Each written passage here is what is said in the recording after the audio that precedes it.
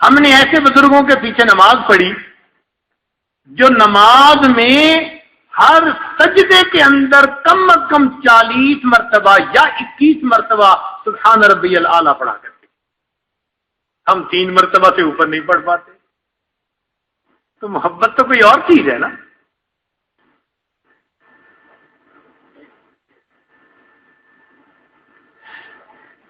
ہم نماز پڑھتے ہیں کہ جی 2 رکعت پڑھنے پر ایک حج اور ایک عمرے کا ثواب ملے گا.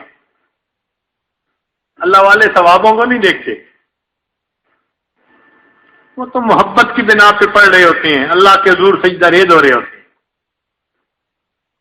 بندگی سے ہمیں تو مطلب ہے، ہم ثواب و عذاب کیا جانیں، اس میں کتنا ثواب ملتا ہے، عشق والے حساب کیا جانے. شیخ عبدالعاد رحمۃ اللہ علیہ کے سامنے کسی نے تذکرہ کر دیا کہ جنت میں نماز نہیں ہوگی تو آنکھوں میں آنسو آ گئے. کسی نے کہا رو کیوں رہے ہیں؟ مان لگے اگر جنت میں نماز نہیں ہوگی تو پھر جنت میں مزہ ہی کیا آئے گا. حاجی امداد اللہ ماجد مکی رحمۃ اللہ علیہ کے سامنے ایک نوجوان نے جنت کے تذکرے کیے تو حور و قصور کی باتیں شروع کر دی. حضرت خاموش رہے. جب اس نے بات مکمل کر لی تو حضرت فرمانے لگے کہ بھائی قیامت کے دن اگر اللہ رب العزت نے ہم پر مہربانی فرمائی تو میں تو اتنی درخواست کروں گا، اللہ اپنے عرش کے نیچے مصلی کی جگہ عطا کر دی. مولانا یحییٰ رحمۃ اللہ علیہ لمبا سجدہ کرتے تھے. کسی نے کہا کہ حضرت اتنا لمبا سجدہ؟